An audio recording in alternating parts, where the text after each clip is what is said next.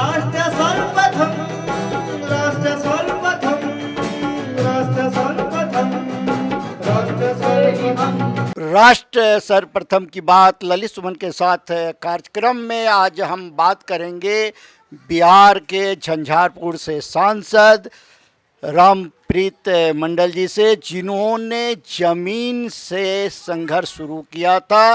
राजनीति को ये जमीन से देखा है, अनुभव किया है और आज भारत की राजधानी दिल्ली में एक सांसद के रूप में जनता की और देश की सेवा ये कर रहे हैं। हम रामप्रीत जी से ये जानना चाहेंगे, जो रामप्रीत जी, सबसे पहले आप नेशनल टीवी चैनल कात्यायनी पे हैं और आपको राष्ट्रीय स्तर पर सभी लोग आपकी बात को सुनेंगे, तो आप सबसे पहले ये बताइए कि आप किस वर्ष में राजनीति शुरू किए थे? सबसे पहले सुमन जी, मैं आपको धन्यवाद देना चाहता हूं कि आपने इस कोरोना काल में मेरे पास आने का गुजारिश किए हैं, कष्ट किए हैं। सबसे पहले मैं धन्यवाद आपको देता हूं।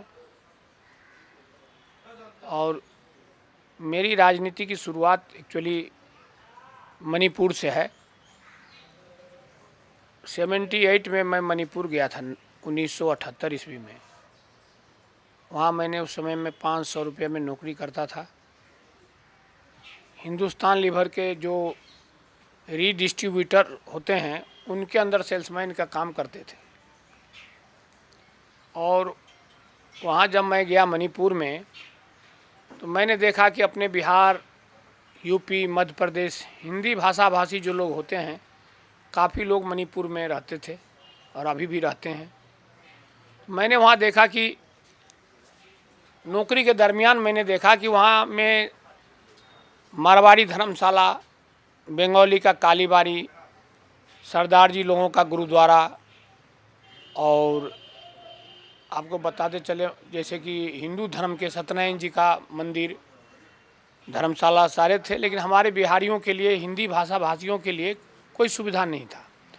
अचानक मैं देखा कि मैं जहाँ नौकरी कर रहा था, जहाँ मैं रह रहा था, ठीक उसके सामने एक रोज़ अपने यूपी के देवरिया के एक जो लेबर क्लास, लेबर का काम करते थे ट्रांसपोर्ट में, मोटिया का जिसको वहाँ बोला जाता है, उनके एक ठेला गाड़ी पर लाश पड़ी हुई थी मॉर्निंग में।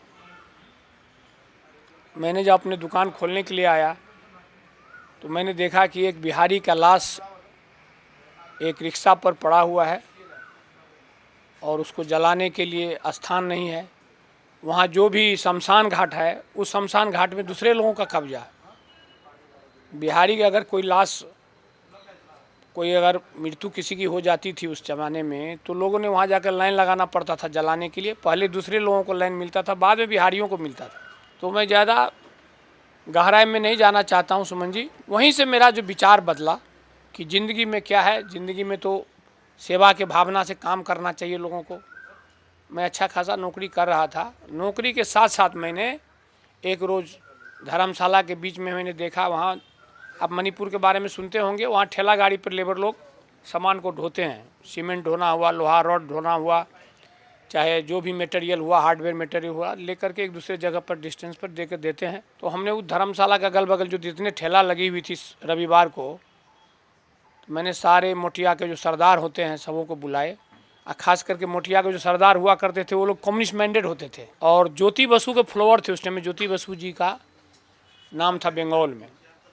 मैं बोला किसी पार्टी में रहो, किसी का फॉलोअर रहो आप लोग, लेकिन बैठक करके क्यों नहीं हम लोग यूनाइट हों। तो उस मीटिंग में हमने IAS ऑफिसर जो बिहार के थे और प्रोफेसर थे, मतलब नाई का काम करने वाला, कपड़ा धोने का काम करने वाला, लेबर का काम करने वाला, सब लोगों ने हमने समझाया कि हम लोग क्यों ना सब मिल बैठ करके एक ठो अपना संस्था बनावे। और संस्था बना करके जो गरीब गुरजा है, अपने प्रदेश के लोग आते हैं, उनको लोग देशवाली कहते थे, हिंदुस्तानी कहते थे, मोटिया समाज कहते थे, बिहारी कहते थे। अब बिहारी कहने में भी उस टाइम में लाज लगता, लोगों को नीचे नज़र से देखा जाता था। तो मैंने सर वहाँ एक कमेटी गठित की जिसका नाम अभी भी है, पहले हम लोग रखा हिंदुस्तानी समाज। उसमें पढ़े लिखे लोग जो थे वो बताए कि भाई अगर हिंदुस्तानी समाज रखते हैं तो थोड़ा सुनने में भी अच्छा लगता है, देशवाली और बिहारी कहने से अच्छा नहीं लगता है। तो संघर्ष करते करते 1987 में हमने उसको रजिस्ट्रेशन कराया, द मणिपुर हिंदुस्तानी समाज, और अभी भी वो संस्था वहाँ है। और उसमें एक ध्रुव मिश्रा जी थे, विद्यासागर मल थे, चंचल सिंह बिष्ट थे। वो आज के डेट में हम लोग के बीच नहीं है वो ये लोग। तो उनके अंडर में मैं असिस्टेंट सेक्रेटरी होकर के काम किया अपने समाज के लिए। और फिर हम लोग लॉटरी निकाला, 20 रुपये का लॉटरी निकाल करके सर हम लोग उसमें प्राइज रख दिया। First prize Tata chassis, second prize Maruti वाहन, उस टाइम में मारुति वाहन की चलती थी, मारुति गाड़ी की। तो ऐसे करते करते हम लोग रुपया का फंडिंग किया, जमा किया एक कम्युनिटी हॉल के लिए। फिर हम लोगों ने अभी हॉल भी है, मंदिर भी बनाए हैं। उस संस्था का हम अभी ट्रस्ट का चेयरमैन है। अभी वहाँ 10,000 मेंबर हैं हमारे। अब आता हूँ मैं अपने जीवनी पर कि कैसे मैं राजनीति में आया। वहाँ मैंने संपर्क किया 1997 में। अपोजिशन में थे हमारे जॉर्ज साहब और अडवाणी जी आए थे। वहाँ मेरा होटल भी था, पार्टनरशिप में बाद में बनाए थे। तो उन लोग के साथ जब बैठने लगा तो जॉर्ज साहब का विचार जो है मुझे बहुत अच्छा लगा।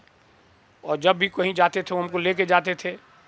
और वो संघर्ष करते थे नॉर्थ ईस्ट में। ड्रग्स का एडिक्ट्स बहुत हुआ करता था उस ज़माने में, आप ज़रूर सुने होंगे। तो उनको रोकने के लिए उन्होंने रैली वगैरह निकाला था। तो उनके संपर्क में आने के बाद हम 2001 में फिर अपने बिहार आ गए। बच्चे हमारे बड़े होने लगे तो उनको दुकान संभला करके नौकरी भी छोड़ी, अपना दुकान हो गया। 2001 में मैं मुखिया में खड़ा हुआ, जिस टाइम में 22-23 साल के बाद जो है माननीय न्यायालय के द्वारा घोषणा की गई थी कि भाई मुखिया का चुनाव होना चाहिए। उस चुनाव में लड़े। उस टाइम में कोई ये रिजर्वेशन नहीं था, तो उसमें मैं कुछ वोटों से पहली बार आया था तो मेरी हार हो गई 28 वोटों से। बाद में सर मैं हार नहीं मान करके जनता के सेवा में लगा रहा। और 2006 में जो फिर दूसरा टर्म में मुखिया की चुनाव हुआ तो मैं जनरल सीट से बहुत भारी मत से मैं जीता। उसके बाद मैं 2011 में भी कुछ डिफीट खा गए मुखिया में, लेकिन सेवा की भावना से हम सेवा करते रहे। और माननीय मुख्यमंत्री जी 2005 में जब बने, माननीय जो अभी नीतीश कुमार जी, तो उनके फॉलोअर हम बन गए। और 2009 में हम उनके पार्टी में जुड़ गए, जनता दल यू से। और उनके विचारों पर, उनके आदर्शों पर, उनके जो मार्गदर्शन पर चलने की कोशिश किया। फिर मैं 2016 में पंचायत समिति से जीता। और पंचायत समिति जीतने के बाद मैं प्रमुख बना अपने ब्लॉक का। फिर 2 साल के बाद जो लग जाता है विश्वास लगता है, उसमें भी फिर मैं जीता। और सेवा के भावना से सेवा करते रहे। अचानक 13 मार्च 2019 में माननीय मुख्यमंत्री जी और माननीय जो अभी प्रधानमंत्री जी हैं नरेंद्र दास मोदी जी, ये लोग जब एनडीए की सरकार बनने की आपस में जो समझौता हुआ, तो उस समझौता के तहत मुझे टिकट दिया गया पटना बुला करके। मैं तो ज़िंदगी में एमएलए भी नहीं बना हुआ, कभी सोचा भी नहीं था कि मैं एमएलए भी बनूंगा। और आप लोग के बीच अभी बोलने का मौका मिल रहा है। माननीय प्रधानमंत्री जी और माननीय नीतीश कुमार जी का आशीर्वाद से 3,22,915 वोट से मैं जीता अपने झंझारपुर क्षेत्र से। और बड़े बड़े दिग्गज नेता जो हमारे एरिया के थे, 5-5 बार का एमपी रहे हुए, उनको पराजित करके मैं आपके बीच आज दिल्ली में आया हूँ। और भावना वही है जो 1987 में भावना थी, वही भावना अभी भी है। इसी तरह से मैं लोगों को सेवा करता हूँ जो सकता हूँ। रही बात, आप लोग जैसे कि जानते हैं कि माननीय आदरणीय प्रधानमंत्री जी अभी हम लोगों का जो है कोरोना काल में एमपी-लेट बंद कर दिया गया है। 30% हम लोगों का जो ये है मानदेय है वो भी कम कर दिया गया है। फिर भी मैं, आप जानते हैं कि अगर एक एमपी यहाँ से पटना जाएंगे, पटना से क्षेत्र में जाएंगे, क्षेत्र से फिर अपने विवाह में, शादी में, मुंडन में, कोई कार्यक्रम में जाते हैं तो खर्च है। तो किसी तरह से हम लोग ईमानदारी से, सेवा के भावना से अपना जो कर्तव्य है मैं कर रहा हूँ। और वही आप लोगों से गुजारिश होगा, आग्रह होगा कि कम से कम ऊपर वाला से आप भी मेरे स्वास्थ्य के बारे में कामना कीजिए, मैं भी आपके बारे में कामना करूंगा कि आपका भी चैनल अच्छा से चले। यही सब कहना ही है। राष्ट्र सर्वप्रथम की बात ललित सुमन के साथ कार्यक्रम में सांसद रामप्रीत मंडल जी ने अपने जीवन के उन क्षणों को याद करते हुए सच्चाई से सभी बातें रखी और आज एक सांसद के रूप में जब वे क्षेत्र की सेवा करना चाहते हैं और जो समस्याएं हैं उससे भी अवगत कराया। हम सांसद रामप्रीत मंडल जी से यह चाहेंगे कि अब ये थोड़ा यह बताएं कि जब ये भारत की राजधानी दिल्ली से अपने क्षेत्र में जाते हैं और क्षेत्र की जनता को जो इनसे उम्मीद है उस उम्मीद पर ये कितना अपने को खड़ा पाते हैं और कहाँ इन्हें समस्या का अनुभव होता है। देखिए, मैं अपने क्षेत्र में जब जाता हूँ सबसे पहले तो ये कहना चाहूँगा कि आज के डेट में हमारे जो सम्मानित जनता है, सम्मानित वोटर है, किसी को इस सरकार में जो एनडीए की सरकार है, हमारे बिहार में हमारे माननीय मुख्यमंत्री जी के सरकार में किसी को खाने पीने की तकलीफ़ नहीं है, कमी नहीं है। रोड की आप लोग देख ही रहे हैं कि हर 3 घंटे में आप पटना से रवाना होकर के आप कहीं से कहीं जा सकते हैं। बिजली आपको 24 घंटा में 23 घंटा रहता है। पानी की समस्या नहीं, नल जल का योजना उन्होंने दिया है। जल जीवन हरियाली पर काम हो रहा है।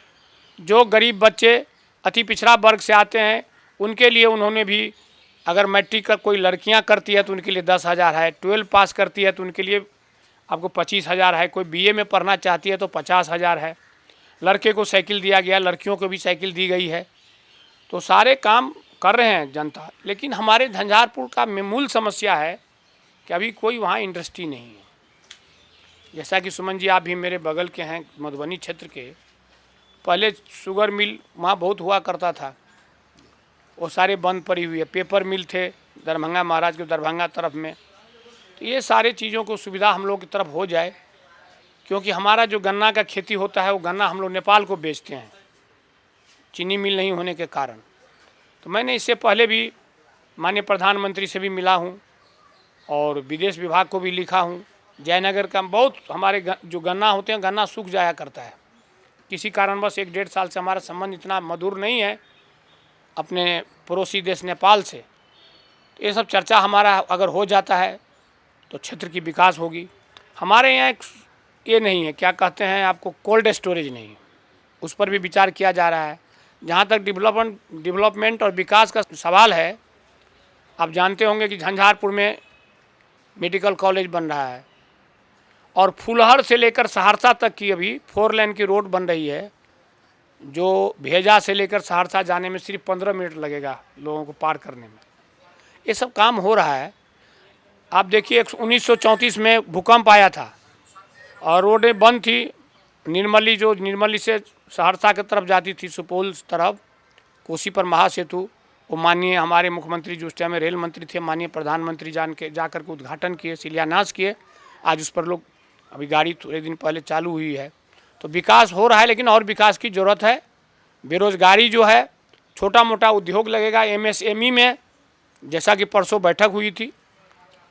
तो मखाना की खेती है, पान का खेती है, मछली का पालन है, पानी का हमारे यहाँ जो है काफ़ी सुविधा है। इस पर सोच रहे हैं। बाढ़ आ जाती है हर साल, उस पर हम लोग माननीय मुख्यमंत्री जी, माननीय जो हमारे जल संसाधन मंत्री हमारे संजय झा जी लोग हैं, उस पर भी विचार करके डैम बना रहे हैं। तो यही कहूँगा कि काम हम कोशिश कर रहे हैं कि हमारे झंझारपुर के जो जनता है, मालिक हमको इतना वोट से जिताया है, बहुत बड़ी आशा के साथ उन्होंने जिताया है। तो उनके आशा पर मैं खरा उतरने का कोशिश करता हूं। जो हमारे ऊपर विश्वास किए हैं उसके इनको विश्वास को हासिल करना चाहता हूं। और साथ साथ मैं आपके माध्यम से, आपके चैनल के माध्यम से माननीय प्रधानमंत्री से आग्रह करना चाहता हूं, विनती करना चाहता हूं कि हमारे बिहार में एक विधायक को 3 करोड़ रुपया दिया जाता है साल में डेवलपमेंट फंड के लिए माननीय मुख्यमंत्री जी के द्वारा। तो क्यों नहीं हम लोगों को, अगर हमारे क्षेत्र में 6 विधायक हैं तो 3 करोड़ से 18 करोड़ होता है, लेकिन हमको जो 5 करोड़ देते थे उसको चालू कर दिया जाए, ताकि हम गरीबों में जा कर के गली नली बनाना है, अगर कहीं बाकी है, कहीं गेट बनाना है, बहुत सारे, किसी को सामुदायिक भवन जो अति पिछड़ा वर्ग के, दलित वर्ग के, महादलित वर्ग के शादी विवाह में रहने का व्यवस्था नहीं है बारातियों का, तो ये सब हम देंगे। यही आपके माध्यम से गुजारिश करना चाहूँगा माननीय प्रधानमंत्री जी से कि हम लोग एमपी लैंड को जितना जल्द हो खोल दें। राष्ट्र सर्वप्रथम की बात ललित सुमन के साथ कार्यक्रम में सांसद झंझारपुर मधुबनी ने बहुत ही बेबाकी के साथ वहाँ की समस्या, वहाँ के विकास, बिहार सरकार द्वारा किए जा रहे विकास के संदर्भ में बात करते हुए बताया कि एक सांसद के रूप में जब वे एक छोटी छोटी समस्या को लेकर, सामुदायिक भवन के मसले को लेकर जब कोई क्षेत्र की जनता उनके पास पहुंचती है और मांग करती है तो ये देने में अपने को असमर्थ मानते हैं, क्योंकि इनके पास फंड का अभाव होता है। इसीलिए प्रधानमंत्री, केंद्र की सरकार को चाहिए कि सभी सांसदों को यह फंड उपलब्ध कराया जाए ताकि क्षेत्र का विकास हो सके। बहुत बहुत धन्यवाद रामप्रीत जी, आप नेशनल टीवी चैनल कात्यानी को बड़े ही बेबाकी से अपनी बात कही। राष्ट्र सर्वप्रथम, वंदे मातरम, जाग उठा है भारत।